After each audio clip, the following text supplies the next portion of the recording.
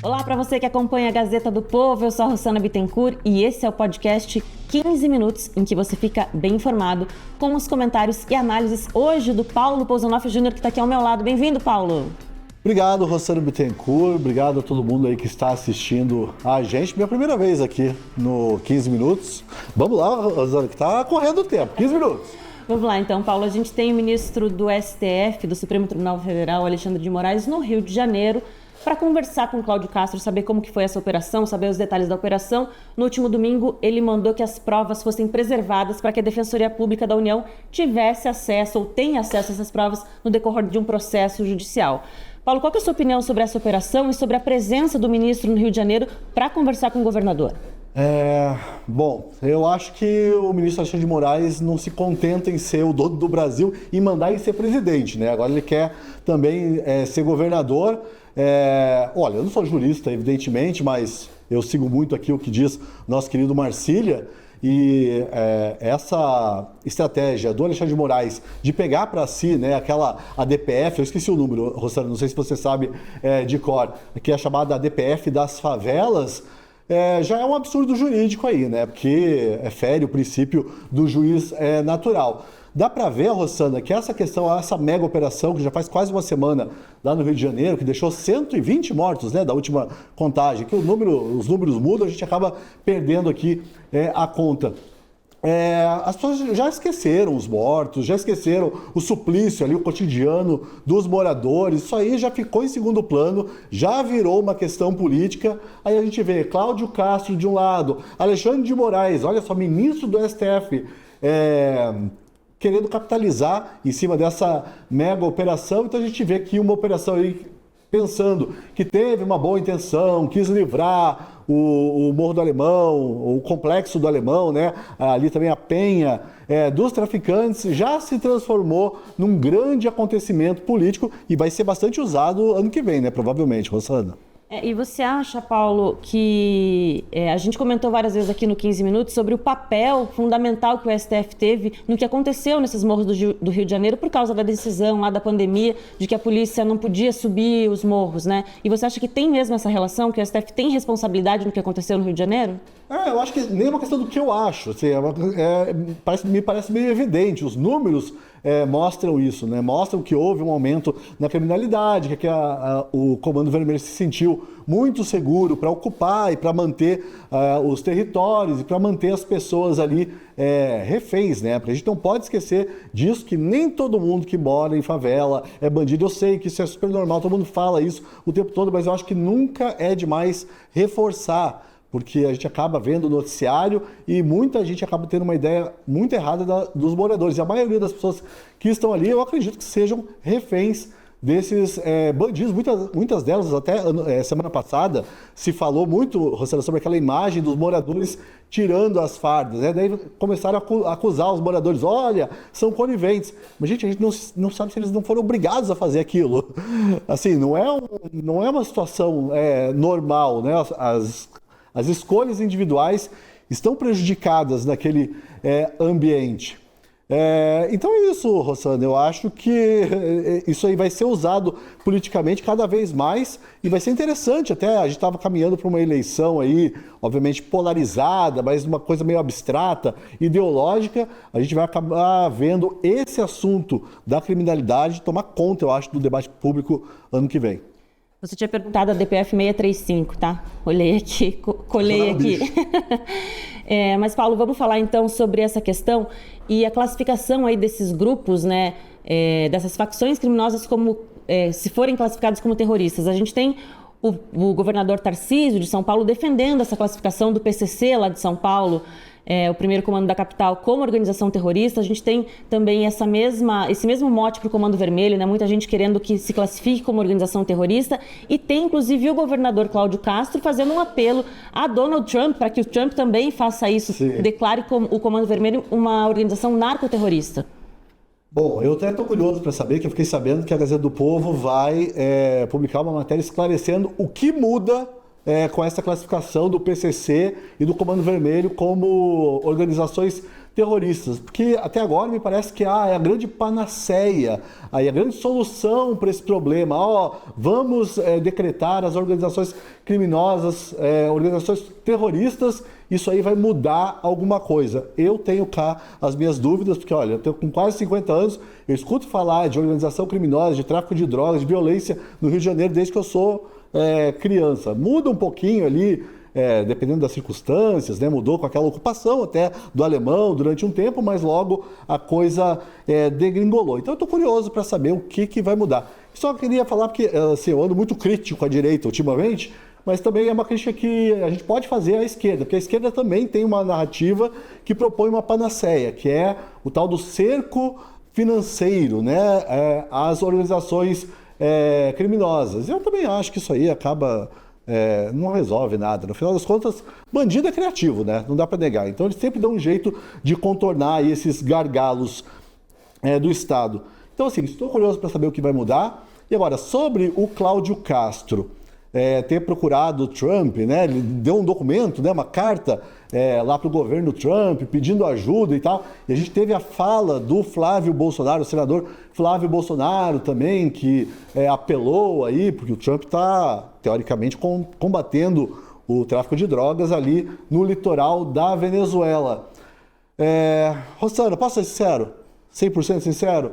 Assim, então, beleza, vamos sair daqui, dá para o Trump resolve todos os nossos problemas, né? Porque já é assim com essa questão da anistia, a gente sabe que a gente vive um problema, o judiciário aqui no Brasil está hipertrofiado realmente, mas aí a gente vai pedir ajuda para o Trump para resolver todos os nossos problemas domésticos, inclusive esse da violência.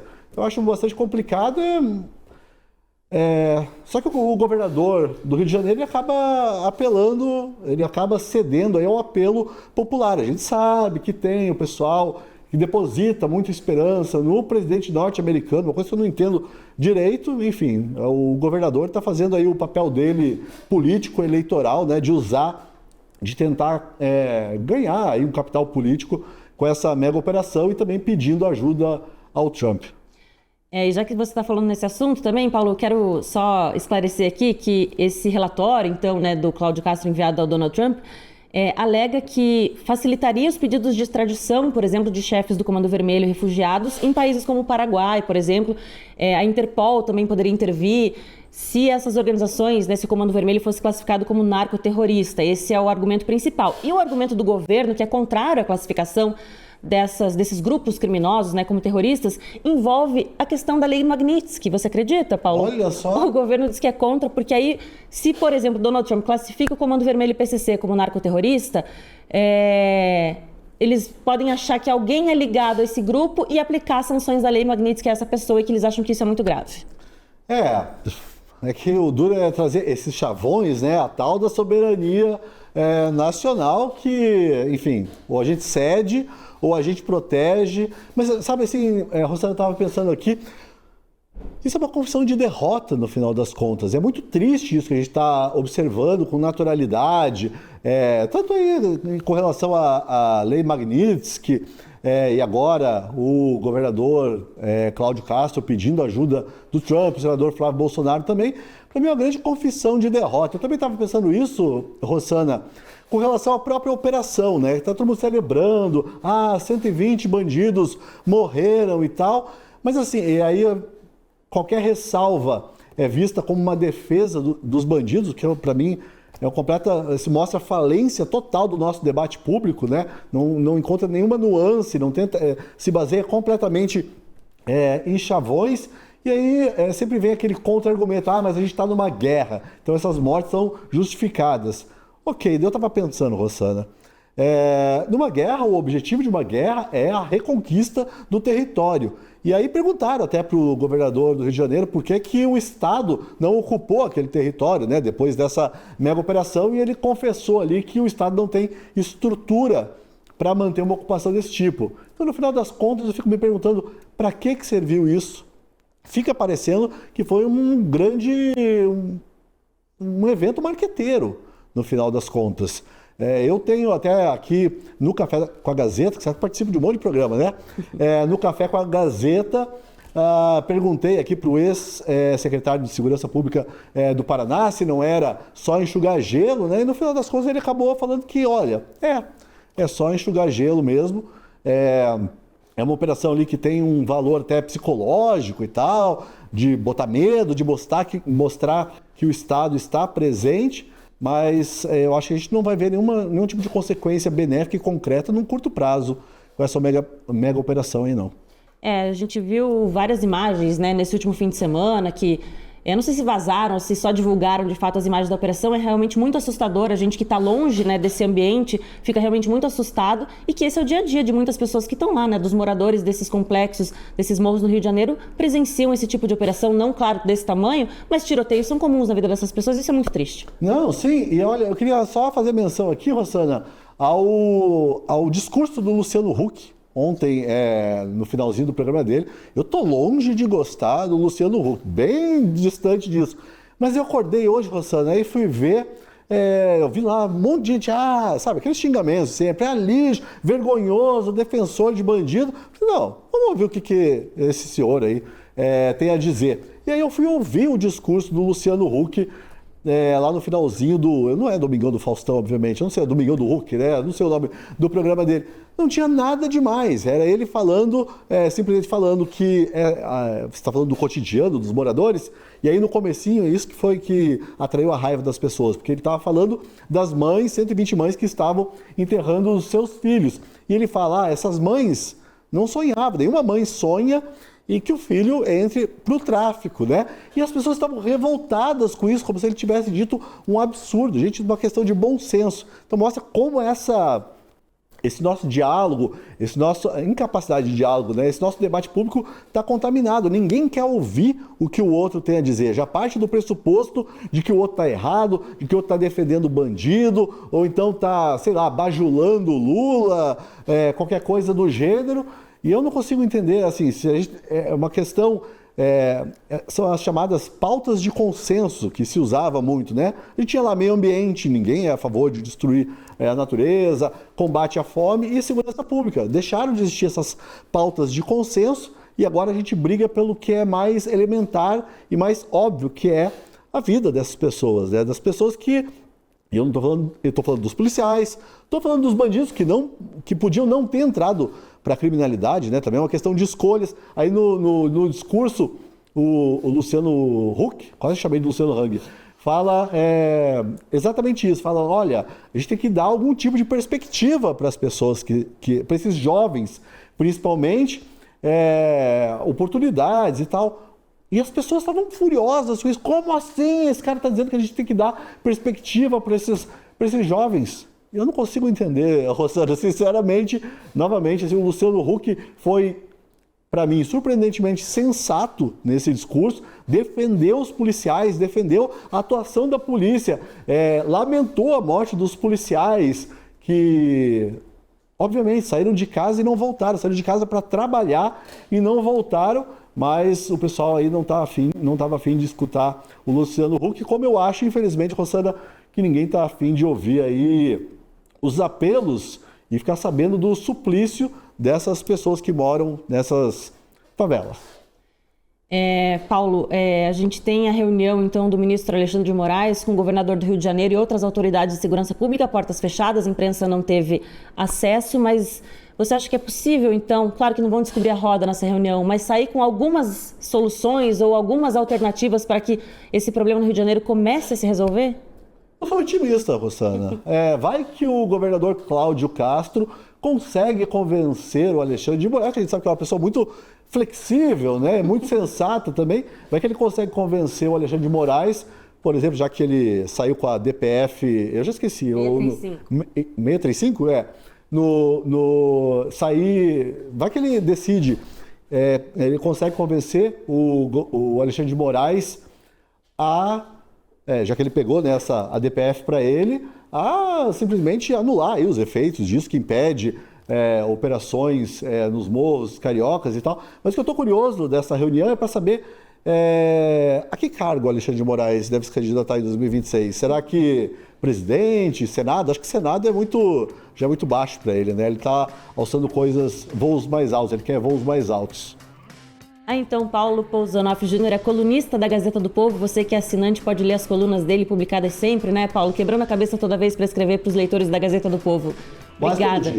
Obrigada pela participação no 15 Minutos. O episódio de hoje fica por aqui. A gente espera vocês, claro, na próxima edição. Tchau.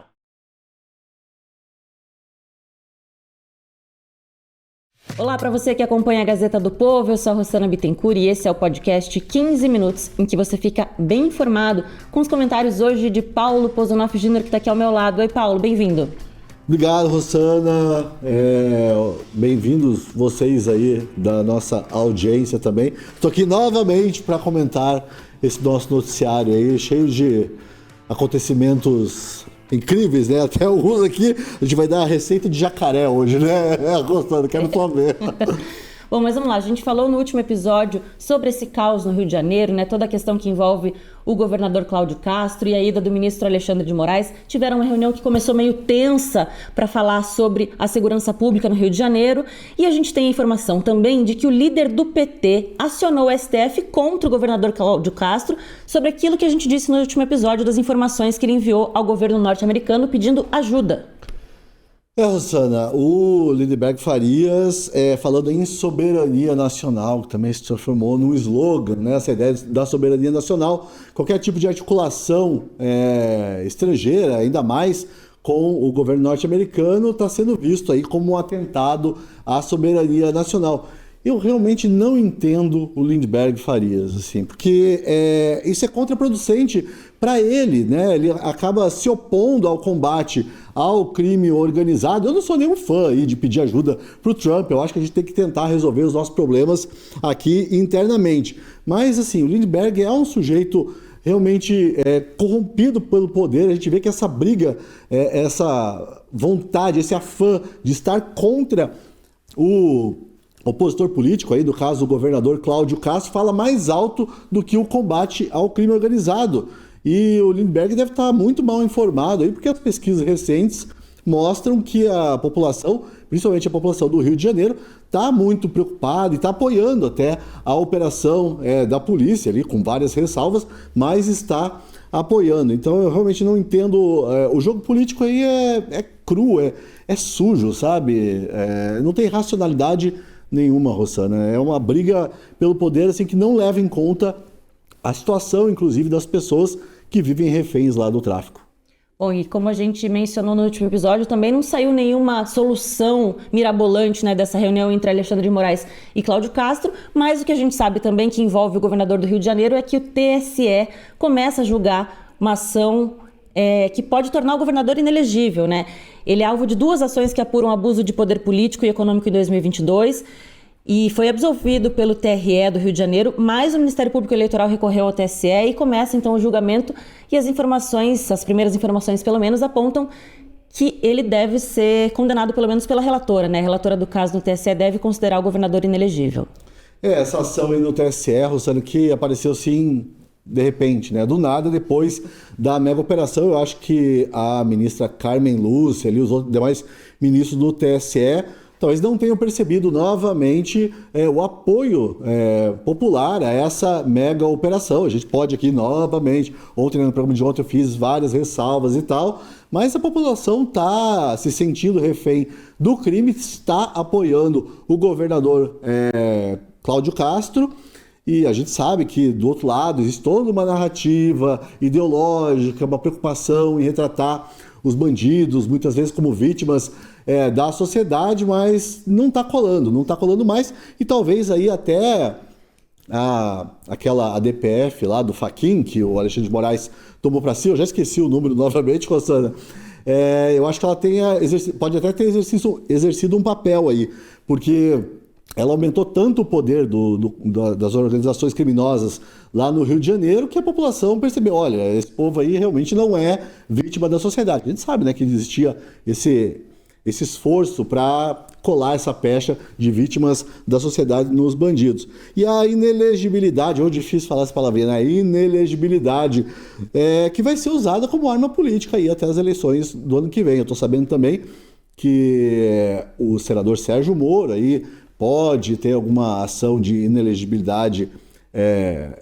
julgada nos próximos meses. Então a gente vai ver, infelizmente, o TSE tomado e usado como arma política, e tirando os direitos políticos de várias pessoas que fazem oposição ao PT e à esquerda. Bom, já que você está falando de armas políticas, né, a gente tem também o Senado organizando a CPI do crime organizado, e que também serve, né, de palanque político muitas vezes. CPI do crime organizado vai resolver tudo, né? Olha, eu tô com quase 50 anos, eu não me canso de falar isso e fico meio surpreso, mas tô mesmo, com quase 50 anos, e eu já vi um monte de CPI, e a gente vê, sabe, que isso aí até, né, super chavão falar isso, acaba tudo em pizza, mas é muito conveniente que o Senado tenha agora esse palanque aí às vésperas, né, do ano eleitoral. É muito conveniente, e é o senador Contarato, né, do PT, que vai presidir, que deve presidir essa CPI do crime organizado. Bom, como eu disse, acho que não vai resolver absolutamente nada. Bom, se a força policial não resolve, né, que dirá ficar lá aquela lenga-lenga, aquele monte de discurso, aquelas perguntas estúpidas, as respostas mais estúpidas ainda, aquela briga toda de quem convoca quem, mas é uma oportunidade. Eu sempre vejo, sabe que eu sou um otimista, Rossana, eu vejo lado bom em tudo. É uma oportunidade para o PT, quem sabe, se livrar aí dessa pecha de ser um partido que protege a bandidagem, que está em conluio com a criminalidade. Acho que é uma oportunidade para o senador Contarato combater essa narrativa aí. Vamos ver se ele vai conseguir convencer alguém disso, porque eu acho que essa imagem do PT está bastante associada à violência. Mas é uma oportunidade, senador. Boa sorte. Bom, e para a gente falar também das notícias da semana, né? Além da ida do ministro Alexandre de Moraes ao Rio de Janeiro, que movimenta aí as notícias que envolvem o STF, a gente tem também o STF iniciando o julgamento dos embargos de declaração do ex-presidente Jair Bolsonaro naquela ação da trama golpista em que ele foi condenado por 5 crimes. E a expectativa é, claro, que o STF vai negar o recurso. O STF não vai absolver? Enfim... pessoas próximas ao ex-presidente Jair Bolsonaro acreditam que o STF vai mandar Bolsonaro para Papuda. Essa notícia que surgiu na segunda-feira, né, Rossana, dessa intenção do STF, principalmente de Alexandre de Moraes, de mandar o Bolsonaro para Papuda. Parece que o Alexandre de Moraes até já foi dar uma olhada, uma conferida na cela. Uma cela, não é uma cela comum, não é aquela cela que a gente vê lá no filme, sei lá, Carandiru e tal. É uma cela, pelo que eu li, de paredes brancas, com ar-condicionado e TV. Para depois, qual que é o plano? O plano é mandar o Bolsonaro para Papuda, fazer aquele auê todo mundo arrancar os cabelos, menos eu, nas redes sociais, e depois soltar o Bolsonaro, dar lá a prisão domiciliar por questões humanitárias para o Bolsonaro, que a gente sabe que sofre ainda as consequências da facada, e assim bancar o magnânimo. Essa é a ideia aí do STF, do Alexandre de Moraes. Pelo menos existe uma ala do STF, sempre tem, né, que tenta colocar uns panos quentes, dizer que isso aí vai pegar muito mal para a corte, mas me parece que o Alexandre de Moraes está obcecado com a ideia de prender o Bolsonaro, que a gente não pode... Assim, essa imagem do Bolsonaro, se essas imagens realmente acontecerem, do Bolsonaro entrando na Papuda, imagine como isso não vai ser usado no ano eleitoral, Rossana. Vai ser usado demais. Agora, uma coisa interessante, Rossana, eu até gravei um vídeo a respeito disso, porque apesar, né, dessa movimentação aí do STF querendo prender o Bolsonaro na Papuda, semana passada, na Veja, saiu uma matéria que muita gente nem percebeu, porque teve a mega operação lá no Rio que tomou conta do noticiário. Mas é uma reportagem que dizia que o repórter conversou com assessores do ex-presidente e também com um parente do ex-presidente, e eles disseram que o presidente está fazendo planos para o próximo governo em 2026. Então ele está completamente alheio, segundo essa reportagem, à situação jurídica dele, aí, periclitante, ó, que bonito, e está fazendo planos como se não houvesse amanhã para um governo em 2026. Para você ver como o poder também isola, né? E o STF está fechando o cerco contra a família toda, né? Não só contra Jair Bolsonaro, mas a expectativa também é que no fim dessa semana, ou no máximo semana que vem, Eduardo Bolsonaro vire réu por causa daquela influência que exerceu lá nos Estados Unidos para aplicar sanções a autoridades brasileiras. A família Bolsonaro aí tá completamente enrolada. Tem essa questão aí, bem, tem o pai, que tá perigando ir para Papuda semana que vem, tem o 03, né? Eu sempre acho que o Eduardo Bolsonaro é 02, mas ele é 03, que vai se tornar réu. Também tem uma confusão enorme, Rossana, acontecendo em Santa Catarina. Acho que é interessante a gente falar sobre isso, porque tá uma confusão, porque o Carlos Bolsonaro, que é vereador lá no Rio de Janeiro, ele quer concorrer ao Senado por Santa Catarina, mas enfim, ele é vereador do Rio de Janeiro, ele é um elemento estranho ali na política catarinense, e a gente sabe que Santa Catarina é um estado que tem essa tendência mais conservadora, mais à direita, né? E tá uma briga danada com Carol Detone ameaçando sair do PL, ir pro Novo. Agora a Ana Campagnolo entrou na discussão e agora o Eduardo Bolsonaro também já entrou na discussão defendendo o irmão. Enfim, uma confusão danada com os filhos do ex-presidente Jair Bolsonaro. Só o Flávio Bolsonaro que tá um pouquinho mais quieto, né? Um pouquinho mais da moita. Não, mas ele andou falando aí, né? Coisas de atacar barcos brasileiros, né, no litoral. Então, aí, ó, Lindbergh ouve isso, já fica de orelha em pé, já fala, nossa, já vou entrar no STF, já vou acusar aí de estar atentando contra a soberania nacional. Realmente é uma fase bem complicada para a família Bolsonaro, Rosana. Muito bom você falar em barco aí nessa fala do Bolsonaro, porque a gente também vai falar do factual, né, que o presidente Lula já está em Belém para a COP30 e está hospedado num barco. Olha só aí, parece que é um barco de luxo, né? Ele que a gente sabe, o Lula sempre gostou muito de luxo. Eu nunca esqueço, Rosana, você era uma criança ainda na época, mas quando o Lula se elegeu pela primeira vez, as notícias de que ele estava tomando Romanée Conti, eu lembro que na época todo mundo falava, olha, isso aí custa $50 mil a garrafa. A gente sabe que o Lula sempre gostou muito de luxo, agora ele encontrou ali a sua alma gêmea, né, que também gosta muito de luxo, e tendo de ir para Belém do Pará, ele optou aí por um iate de luxo para ficar hospedado. Agora, outras notícias que vêm lá de Belém, né, Rossana? Jornalistas estrangeiros parece que já foram assaltados em Belém do Pará. A PF teria lançado aí um alerta, né, tem ameaça de facções. A gente sabe que o problema das facções não se resume ali ao Rio de Janeiro. Então, a PF soltou esse alerta aí. Eles temem que facções possam cometer alguma coisa aí durante a COP30. A gente sabe que isso aí vai ter atenção do mundo inteiro, né? E o Lula também decretou GLO, né, em Belém, uma coisa que ele não fez no Rio de Janeiro, não sei porquê, mas em Belém ali, talvez para ficar bem na fita, né, com os demais líderes que vão estar presentes, ele decretou essa GLO. E eu estou ansioso, Rossana, para essa COP30 aí. Eu imagino, não sei se você lê minhas colunas, mas eu que escrevo sempre ali o Diário da Janja, eu estou ansioso para colocar a Janja ali na COP30 e escrever mais um Diário da Janja.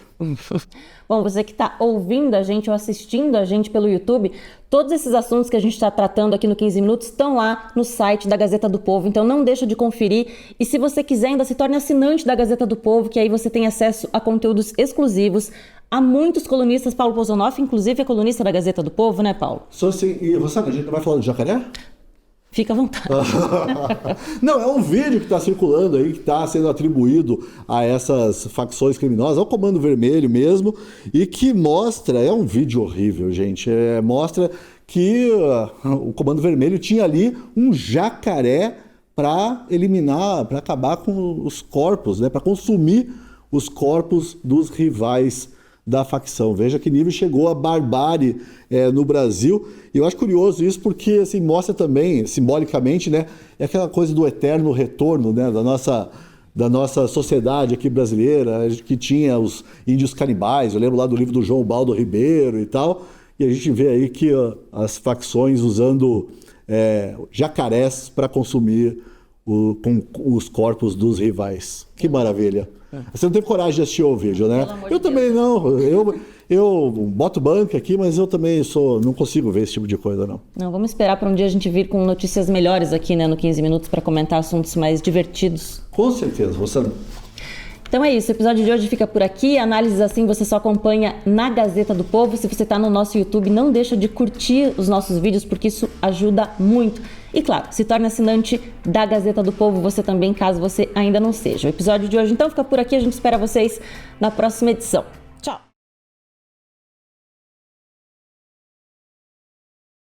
Olá para você que acompanha a Gazeta do Povo, eu sou a Rosana Bittencourt e esse é o podcast 15 Minutos, em que você fica bem informado com os comentários e análises do Frederico Juncker, que está de volta aqui depois de se recuperar de uma gripe, né, Fred? Bem-vindo. Agora recuperado e de volta, apostos. E olá, Rosana, e olá, os amigos da Gazeta do Povo. Fred, a gente tem falado muito sobre o Rio de Janeiro nos últimos dias, né? O centro do noticiário, não tem como evitar esse assunto. E a gente tem também o governador Cláudio Castro no centro de uma confusão, enfim, e de uma ação no TSE, que pode determinar a cassação dele, inelegibilidade, mas a gente tem também o governador pedindo ajuda aos Estados Unidos e conseguiu, inclusive, uma manifestação de Donald Trump de apoio. Pois é, Rosana, tivemos a informação na semana passada já de que o governo carioca havia entrado em contato com as autoridades americanas para que o governo americano classificasse as organizações criminosas, em especial o Comando Vermelho no Rio e o PCC no estado de São Paulo, como organizações terroristas, dentro dessa série de iniciativas que o presidente Donald Trump tem tomado desde a sua chegada ao poder no segundo mandato em janeiro desse ano, em que ele passou a classificar 10 organizações criminosas em atuação com o tráfico de drogas na América Latina como organizações terroristas. Dentre elas, alguns cartéis mexicanos, o mais famoso deles, o cartel de Sinaloa. Aqui na América do Sul, o Tren de Aragua, organização venezuelana, e o cartel de Los Soles, que o governo americano identifica como grande líder o ditador venezuelano Nicolás Maduro. Funcionários do governo americano estiveram aqui em maio desse ano para estabelecer um diálogo com o governo brasileiro a fins de chegar também a essa classificação dessas duas organizações brasileiras como organizações terroristas. No entanto, o ministro da Justiça, Ricardo Lewandowski, e o próprio presidente Lula são contra essa classificação. Então, foi assim que o governo do Cláudio Castro e o governo Tarcísio Freitas estabeleceram contato com as autoridades americanas, reforçando e fornecendo informações sobre a atuação tanto do Comando Vermelho quanto do PCC, a fim de subsidiar o governo americano para a eventual classificação dessas organizações como organizações terroristas.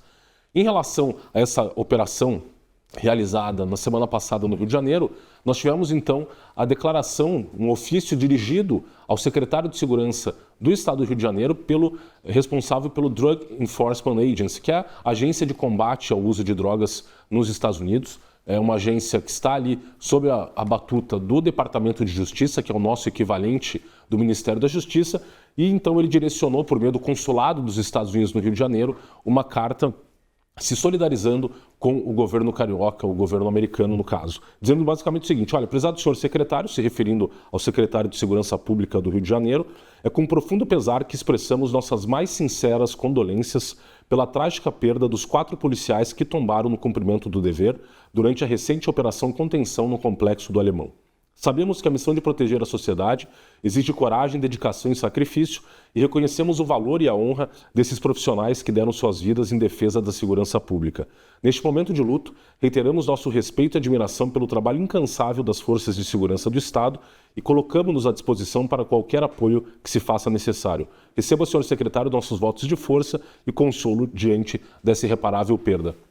Essa carta, justamente do responsável pelo órgão de combate às drogas nos Estados Unidos, veio justamente nesse momento da América Latina em que o governo americano tem tomado essa série de iniciativas para combater organizações envolvidas com narcoterrorismo. Tivemos essa recente envio de tropas americanas para o Mar do Sul do Caribe, inclusive analisamos aqui no 15 Minutos, já mais de 10 embarcações que foram abatidas pelas forças militares americanas, mais de 60 narcotraficantes presos ali nas águas, seja do Oceano Pacífico ou do Mar Sul do Caribe, envolvendo tanto organizações venezuelanas quanto organizações colombianas. E aqui até é interessante dizer que o presidente Lula confirmou que se dirigirá à Colômbia agora no final de semana para participar da comunidade dos países da América Espanhola e da União Europeia, justamente para tratar dessa questão envolvendo a Venezuela. Foi uma confirmação de última hora, ele a princípio não iria, até porque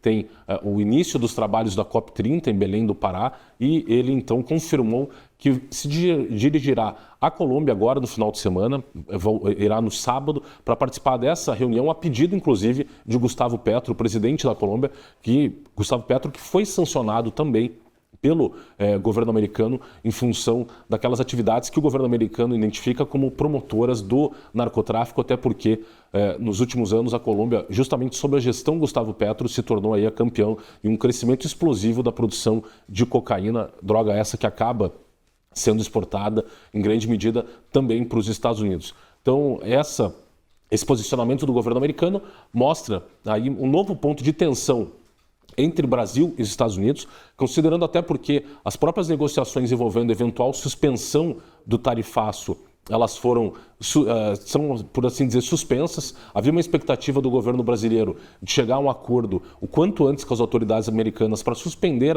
as tarifas aplicadas aos produtos brasileiros e, no entanto, tanto o Mauro Vieira, ministro das Relações Exteriores do Brasil, quanto demais autoridades brasileiras envolvidas nessas tratativas, e o próprio representante de comércio americano, Jameson Greer, comentou que essas negociações entre Brasil e Estados Unidos podem durar meses, como já, inclusive, havíamos antecipado aqui no 15 Minutos, quando falamos do tempo médio de celebração de acordos por parte do governo americano em relação a essas tarifas e aos demais países do mundo. E aqui, especificamente, mais um ponto de tensão entre Brasil e os Estados Unidos envolvendo justamente essa questão dessas narco-organizações e a eventual classificação dessas organizações como organizações narcoterroristas. Aqui até acho que é um ponto interessante de destacar também, porque a resistência do governo brasileiro a essa classificação. Nós temos uma legislação antiterrorismo que foi promulgada no país em 2016, justamente como uma das obrigações que o governo brasileiro assumiu quando da realização dos Jogos Olímpicos no país em 2016, e o Comitê Olímpico Internacional obriga que o país que recebe a sede das Olimpíadas tenha uma legislação semelhante para evitar, obviamente, atos terroristas contra os atletas e turistas, considerando o caso célebre dos atentados à delegação israelense na década de 70 em Munique, na Olimpíada de Munique. E, basicamente, a legislação brasileira ela limita o fenômeno do terrorismo à questão de motivação política e ou ideológica. E o que o governo brasileiro diz é que, olha, essas organizações de narcotraficantes, elas têm o objetivo de auferir lucro e não têm um objetivo político professado, um objetivo ideológico. Mas aqui é uma divergência importante com uma série de especialistas na área de segurança pública. Por que eles apontam? Se você vai para a origem da palavra política, significa no grego polis, cidade-estado, que a política nada mais é do que a administração da vida do Estado. Se você tem uma organização que estabelece um domínio sobre um dado território e começa a impedir que agentes estatais adentrem aquele território e que o próprio Estado não possa prestar serviços dentro desse determinado território, submetendo as populações locais à lei, ao império do crime, você atinge a atividade do Estado naquilo que ele tem de mais basilar, nos pilares do Estado, que é justamente a capacidade de impor e imperar a lei e a ordem dentro de um determinado território e considerando os cidadãos que residem naquela localidade. Então, essa recusa do governo brasileiro de classificar essas organizações como organizações terroristas vem justamente desse ponto central, que a ausência de motivação, segundo o governo brasileiro, de motivação política e ou ideológica. Mas você pega os grandes especialistas em segurança do mundo, eles dizem que, de fato, o narcoterrorismo, ele acaba por atingir o alicerce do Estado de Direito, tanto assim que ele é tratado não como um problema de segurança pública que envolve justamente a prática de crimes ali envolvendo cidadãos comuns que são vítimas de crimes como furto, roubo, mas um problema de segurança interna, porque você tem grupos organizados armados que acabam por atingir e, obviamente, os fundamentos do Estado de Direito, dentre os quais essa questão do domínio que o Estado tem sobre um determinado território. Então, deixa de ser um problema de segurança pública e passa a ser um problema de segurança interna. E daí, inclusive, hoje uma pressão que há na própria Câmara dos Deputados, há um projeto tramitando de autoria do deputado do estado do Ceará, que hoje é um dos estados mais afetados por essas organizações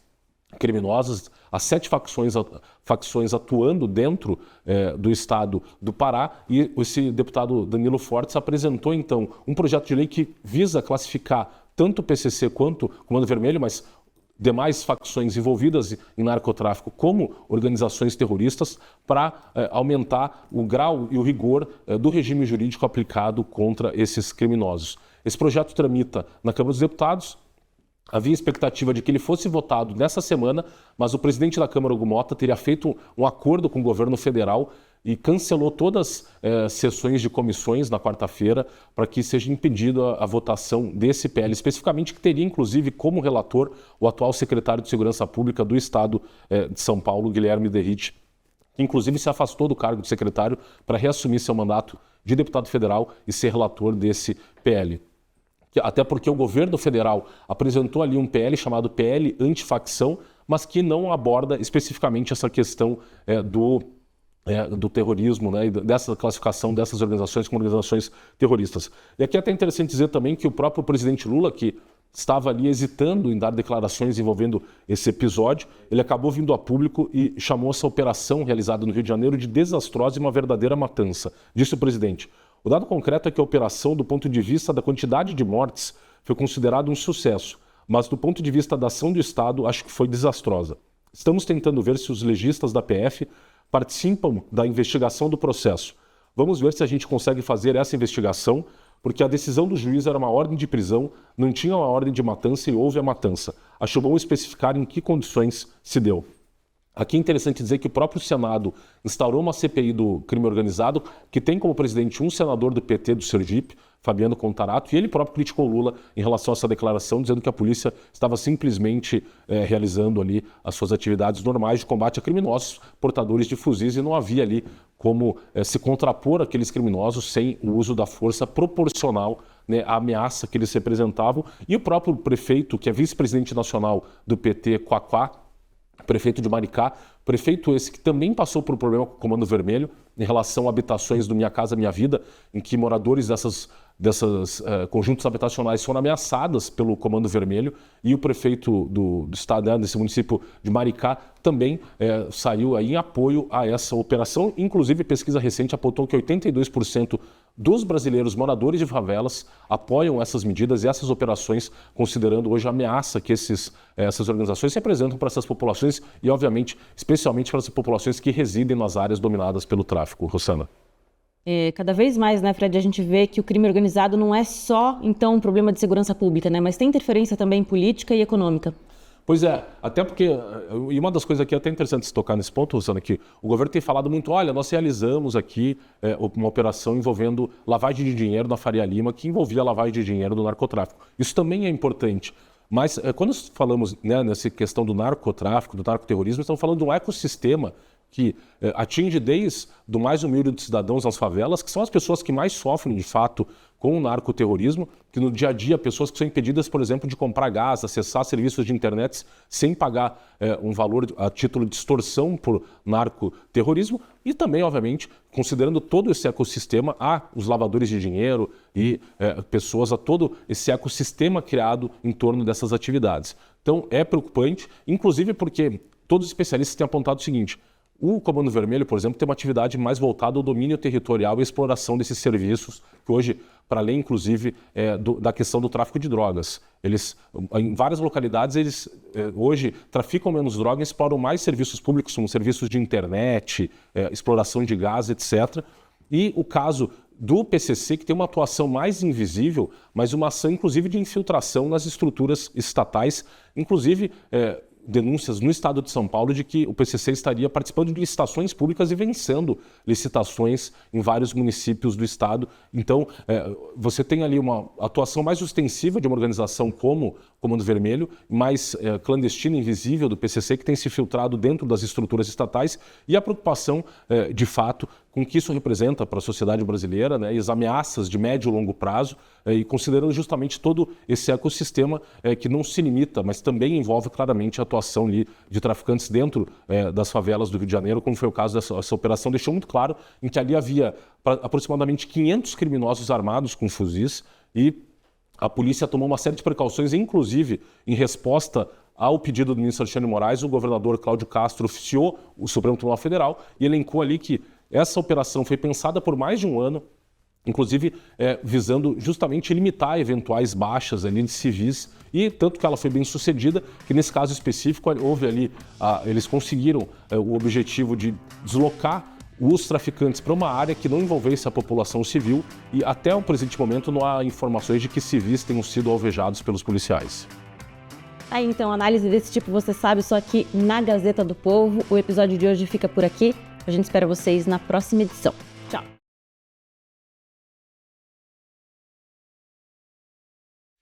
Olá para você que acompanha a Gazeta do Povo, eu sou a Rossana Bittencourt e esse é o podcast 15 Minutos, em que você fica bem informado com os comentários e análises do Frederico Juncker, que está aqui ao meu lado. Fred, bem-vindo. Olá, Rossana, e olá aos amigos da Gazeta do Povo. Fred, a gente segue falando do caos no Rio de Janeiro, especialmente sobre as facções criminosas e a postura do governo em não querer classificar essas facções, esses grupos, como grupos terroristas. Pois é, Rossana, há uma resistência por parte do Ministério da Justiça, especialmente do ministro Ricardo Lewandowski e do secretário nacional de Segurança, de classificar as organizações criminosas em atuação no Brasil como organizações terroristas. Primeiro, acho que até cabe nós destacarmos que o Brasil hoje é o país, em termos de números de homicídios, mais violento do mundo.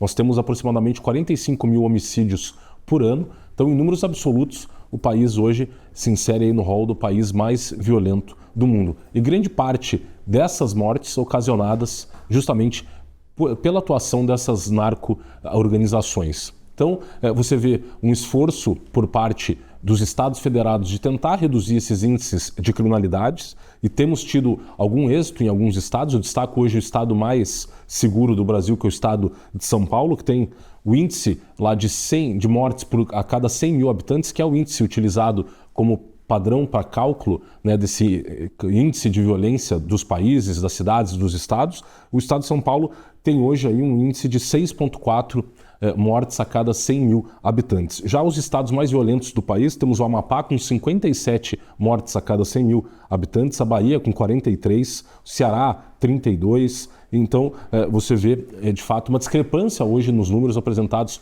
por alguns estados em relação aos demais. O caso que chama mais atenção hoje no mundo é o caso de El Salvador, que era o país mais violento do mundo em 2015, tinha um índice ali de 103 mortes a cada 100 mil habitantes, e depois, especialmente, de uma política criminal de enfrentamento às organizações criminosas empreendido pelo presidente Nayib Bukele, você teve uma queda desse número para hoje um índice de 1,9 mortes a cada 100 mil habitantes, hoje entre os países mais seguros do mundo. Então, você vê e causa certo estranhamento essa resistência do governo federal em classificar essas organizações criminosas como organizações terroristas. Hoje, o governo federal tem duas iniciativas no campo da segurança pública. A primeira delas é a PEC da Segurança Pública, que foi apresentada em abril desse ano, justamente quando começou a ser discutido mais fortemente dentro do Congresso Nacional, um projeto de lei apresentado pelo deputado Danilo Fortes, que objetiva justamente classificar essas organizações, especialmente o Comando Vermelho e o PCC, como organizações terroristas, considerando essa mudança, inclusive geopolítica, né, das Américas, com a chegada do Trump, conforme temos analisado aqui no 15 Minutos, essa guerra às drogas travada pelo governo americano, em especial considerando as narco-organizações da América Latina, em especial do México, Colômbia, Venezuela, mas também há um holofote aí sobre essas organizações brasileiras, até porque neste ano mesmo o FBI realizou operações em território americano que buscavam reprimir atividades envolvendo o PCC, que já tem atuação em mais de 10 estados americanos. Então, o governo federal apresentou essa PEC agora em abril desse ano, justamente uma PEC que busca basicamente criar um sistema centralizado de segurança pública. Ele cria ali 2 incisos no artigo 21 da Constituição Federal, que prevê as competências da União, do governo federal, e nesses 2 incisos ali estabelece que cabe à União então estabelecer uma política e um plano nacional de segurança pública e defesa social e coordenar um sistema único de segurança pública e defesa social e o sistema penitenciário.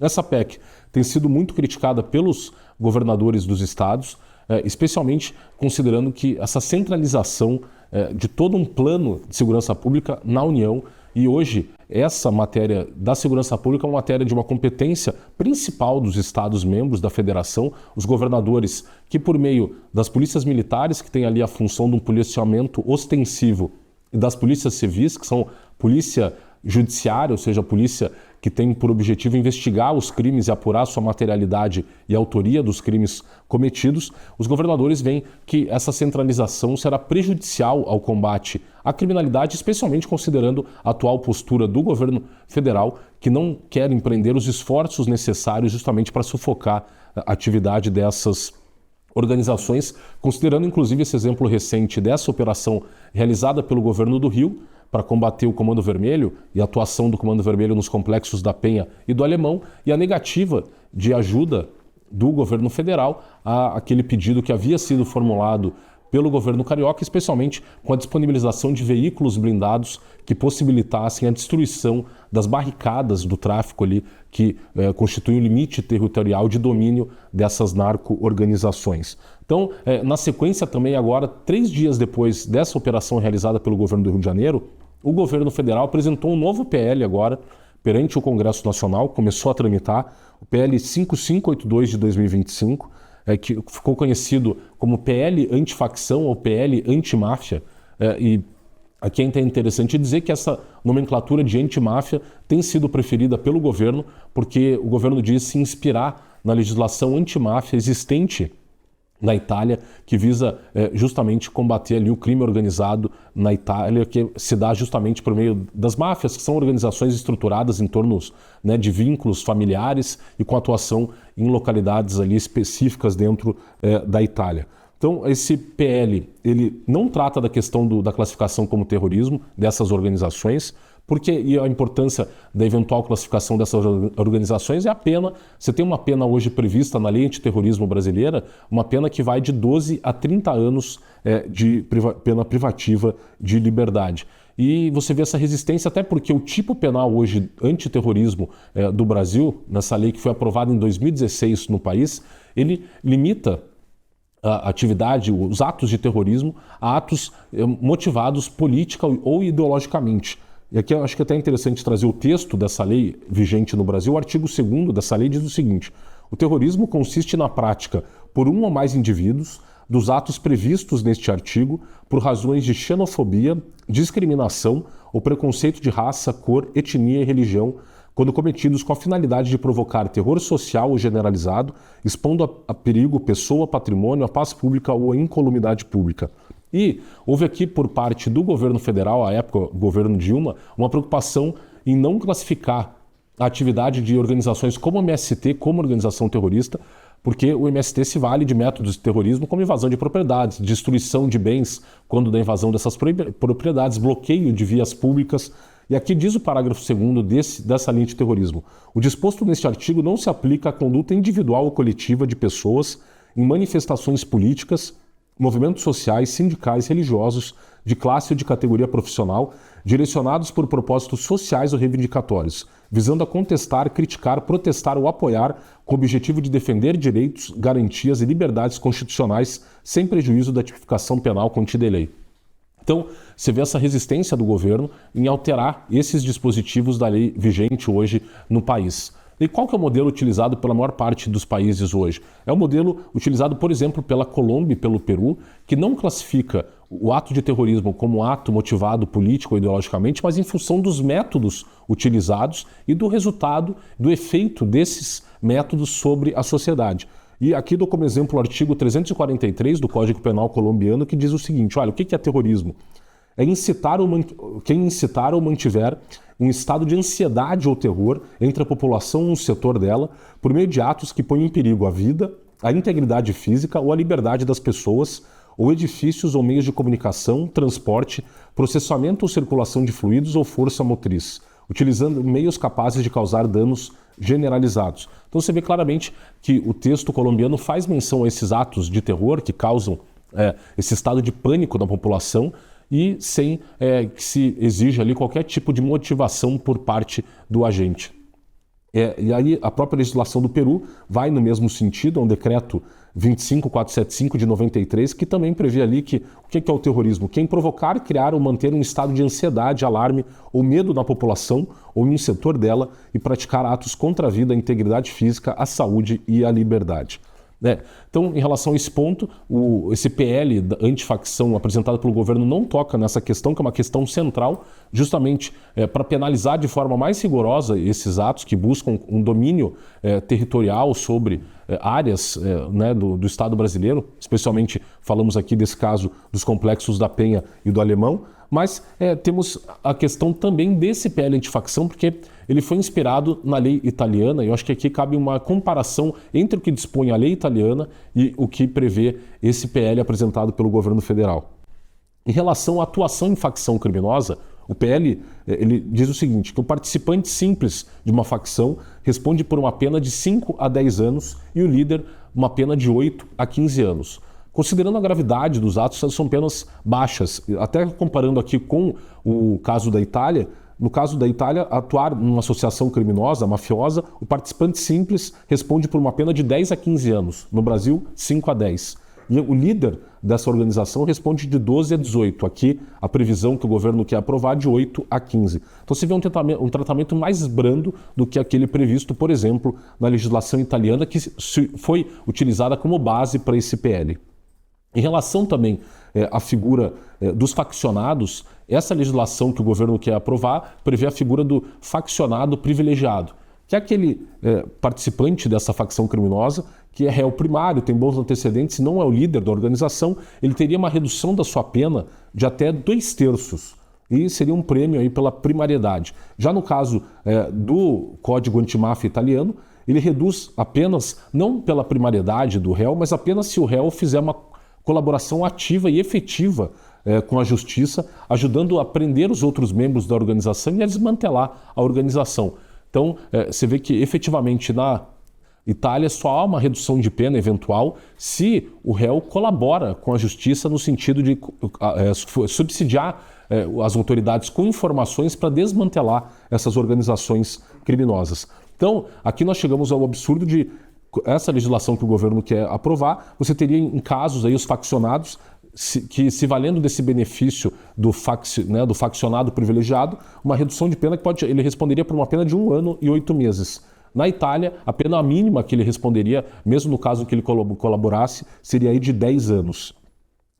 E por fim também, uma questão extremamente grave que esse PL antifacção traz uma mudança na lei de execução penal, porque hoje nós temos o chamado regime disciplinar diferenciado. São aí indivíduos de alta periculosidade ligados a organizações criminosas, tem uma série de limitações no seu regime de cumprimento de pena que buscam justamente limitar o contato entre esses indivíduos e pessoas externas para impedir que eles continuem atuando à frente dessas organizações mesmo estando presos. Então, nós temos uma proibição, inclusive, de visitas íntimas, hoje prevista no artigo 52 da Lei de Execução Penal. E esse PL ele vai lá e altera essa Lei de Execução Penal, prevendo que é garantido o contato físico entre os presos e seus visitantes, exceto por razões de segurança devidamente fundamentadas. Quando a regra hoje vigente no Brasil desde 2019, com aquela reforma que foi feita sob a gestão do ministro da Justiça, Sérgio Moro, previa ali, olha, o preso, no caso desses presos de alta periculosidade que estão no RDD, regime disciplinar diferenciado, eles teriam visitas quinzenais de 2 pessoas por vez, a serem realizadas em instalações equipadas para impedir o contato físico e a passagem de objetos por pessoa da família ou, no caso de terceiro, autorizado judicialmente com duração de 2 horas. Então, você vê um retrocesso específico em relação a esse isolamento desses grandes líderes de facções criminosas, em que esse PL, apresentado pelo governo, possibilita que eles recebam visitas íntimas e é justamente por meio das visitas íntimas que eles conseguem fazer ali, receber e transmitir mensagens para fora das prisões e continuar liderando as suas organizações criminosas. Então, você vê que esses projetos, tanto a PEC da segurança quanto esse PL antimáfia ou antifacção, é mais uma manobra política para tentar, de alguma maneira, contentar a opinião pública diante, né, da gravidade da situação atual do país em relação à atuação dessas facções criminosas, que até o próprio governo, ali nos considerandos do projeto de lei, fala hoje que existem 88 facções criminosas em atuação no Brasil, e nós vemos que o tratamento conferido por esse projeto é um tratamento brando em decorrência, né, da gravidade dos atos praticados, e comparando aí com regimes jurídicos existentes em outros países do mundo, como eu disse aqui no caso do Peru e da Colômbia, que tratam os dois países esses atos como atos terroristas, e no próprio caso da Itália, que trata esses atos como atos mafiosos e tem todo um ordenamento, você vê um cumprimento, um regime jurídico muito mais gravoso a esses atos, Rossana. Então, análise desse tipo você sabe só aqui na Gazeta do Povo. O episódio de hoje fica por aqui. A gente espera vocês na próxima edição. Tchau!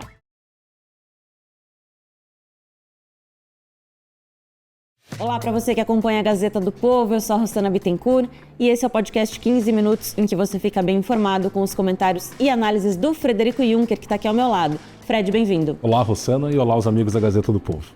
Fred, de última hora o presidente Lula resolveu ir para a Colômbia para negociar talvez alguma coisa com relação ao presidente Maduro da Venezuela?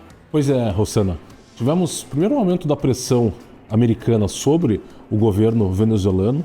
Na última semana, o governo americano autorizou o deslocamento do maior porta-aviões americano e mais moderno, USS Ford, que comporta 90 aeronaves, estava no mar do Mediterrâneo e foi deslocado para o mar do Caribe, o que aumentou a pressão ainda mais sobre o ditador venezuelano Nicolás Maduro. Dentro dessa tensão crescente envolvendo a relação entre Estados Unidos e a Venezuela, desde os primeiros dias do governo Trump, e temos analisado aqui no 15 Minutos essa relação entre os dois países e o esgarçamento e o aumento da tensão entre as duas nações, especialmente quando Trump chega ao poder no início desse ano, passa a designar os cartéis de drogas da América Latina como organizações terroristas e dentre os 10 cartéis inicialmente designados, 2 venezuelanos, o cartel de Los Soles e o Tren de Aragua. E o cartel de Los Soles, que segundo o governo americano, tem como líder justamente o ditador venezuelano Nicolás Maduro. Na sequência, na metade do ano aproximadamente, o governo americano aumenta inclusive o valor de uma recompensa de informações que possam levar à captura de Maduro, o valor aí de 50 milhões de dólares, e começa a deslocar tropas militares para o Mar Sul do Caribe, a princípio ali 8 embarcações de guerra, um submarino nuclear, os helicópteros Night Stalkers, divisões de elite do exército americano, e agora, nessa última semana, justamente com esse maior porta-aviões dos Estados Unidos, e o que aumenta a tensão militar na região, considerando que os Estados Unidos já abateram mais de 15 embarcações envolvendo narcoterroristas e aproximadamente 70 narcoterroristas teriam sido mortos nessas operações militares. Então, inclusive ontem, quinta-feira, tivemos uma votação no Senado americano numa tentativa de impedir que o presidente americano desse continuidade a essas operações militares na Venezuela e, no entanto, essa resolução foi derrotada por 51 votos contra 49. O próprio presidente americano, numa entrevista no último domingo à rede de TV CBS, ele, quando questionado sobre a situação entre ele e Maduro, ele chegou a relatar que Maduro estaria com os dias contados.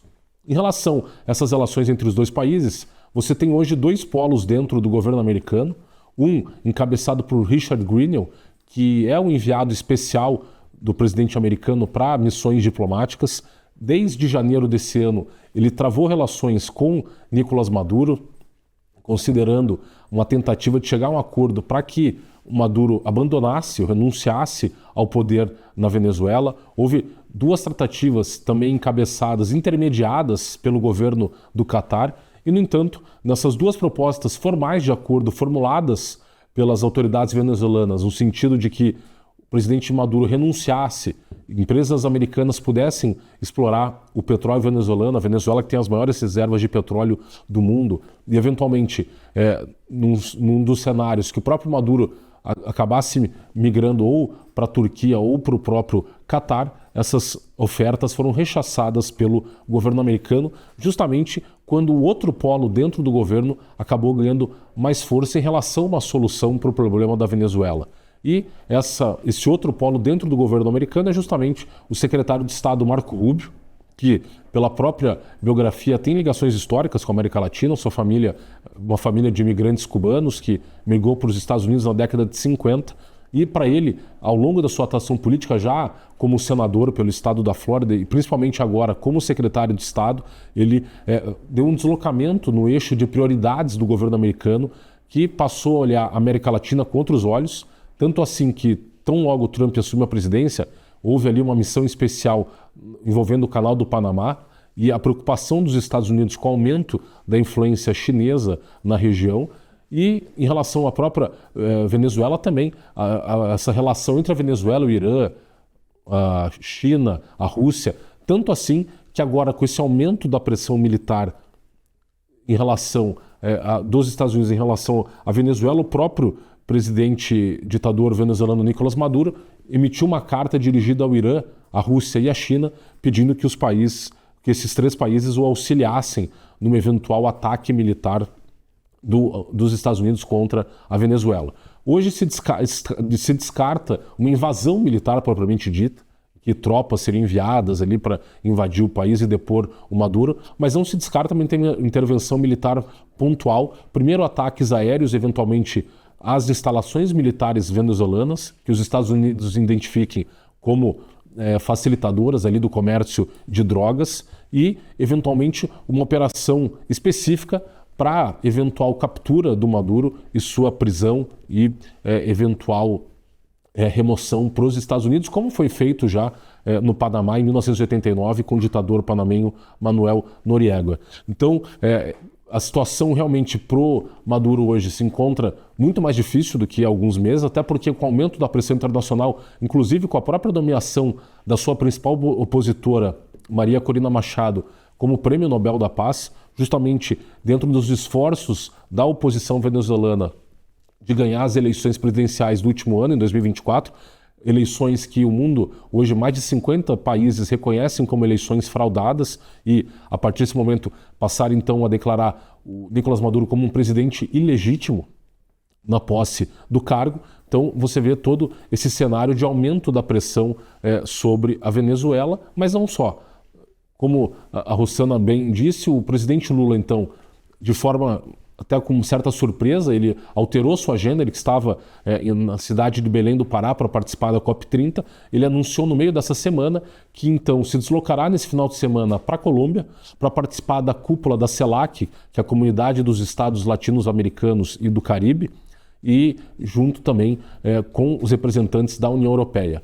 E o intuito dessa participação do Lula, segundo o seu ministro das Relações Exteriores, Mauro Vieira, é justamente prestar solidariedade do governo brasileiro, da própria Colômbia e de alguns outros países da América Latina em relação a esse aumento da pressão americana sobre a Venezuela, prestar solidariedade ao Nicolás Maduro. Há uma relação histórica entre, especialmente, Gustavo Petro, Lula e Nicolás Maduro, e inclusive até porque você vê hoje um aumento da pressão também sobre o próprio presidente colombiano. Interessante dizer que na última semana o ex-vice-presidente colombiano Francisco Calderón deu uma entrevista a um jornal europeu falando hoje da situação do Gustavo Petro e disse o seguinte, que o tráfico de drogas financiou a campanha de Gustavo Petro.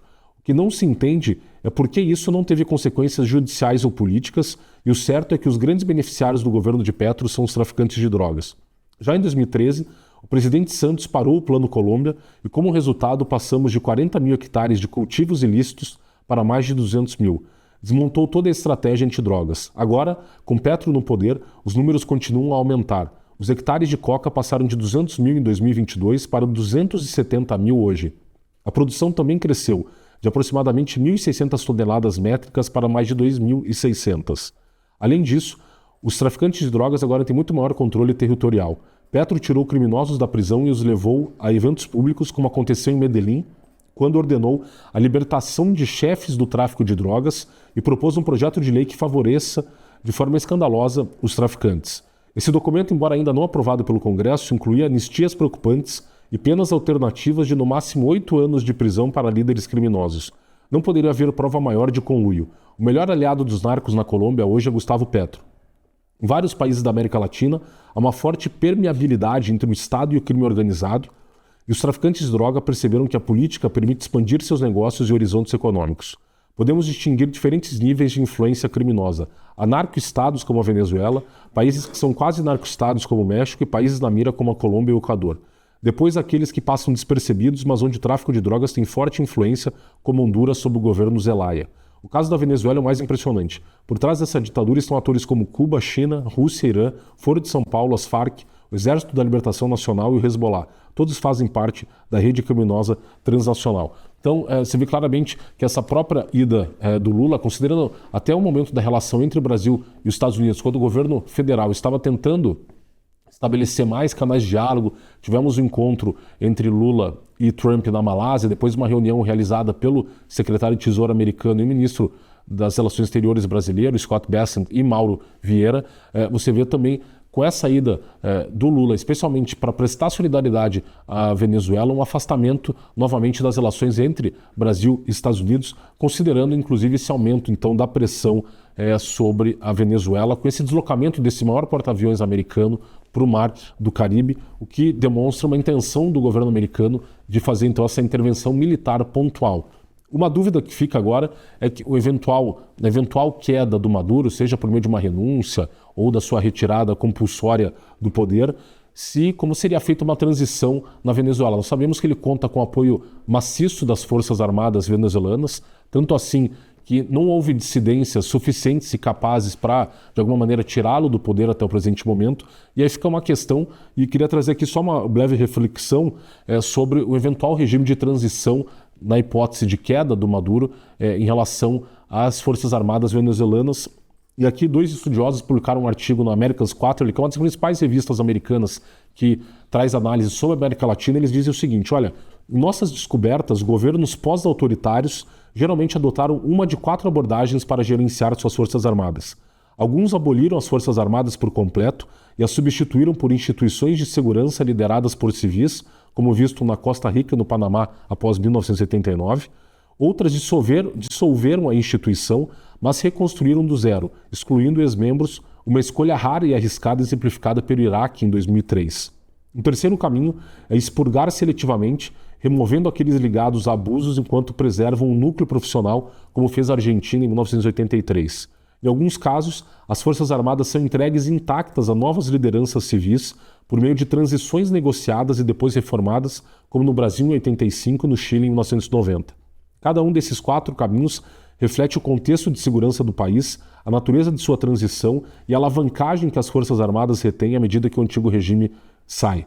No Brasil e no Chile, as Forças Armadas foram entregues a novos governos democráticos por meio de transições negociadas. No Brasil, a transição de 85 foi pacífica e consensual, permitindo que as Forças Armadas transferissem o poder para a liderança civil enquanto retinham autonomia significativa.